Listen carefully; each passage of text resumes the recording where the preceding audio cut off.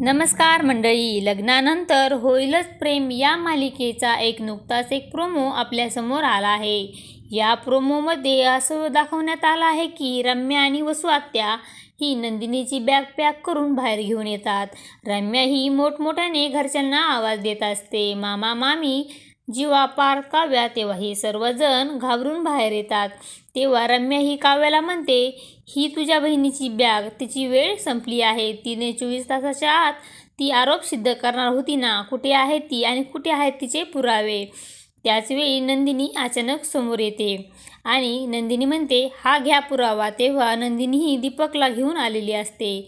तेव्हा दीपकला पाहून वसुंधराला खूपच मोठा धक्का बसलेला असतो। ती खूपच घाबरते। तर मित्रांनो, दीपक आता त्याचे कार्यस्थान सगळ्यांना सांगणार का, हे पाहणे खूपच रंजक ठरणार आहे। लग्नानंतर होईलच प्रेम या मालिकेचे सर्व अपडेट पाहण्यासाठी आपल्या चॅनलला लाईक करा, शेअर करा आणि सबस्क्राईब करायला विसरू नका। धन्यवाद।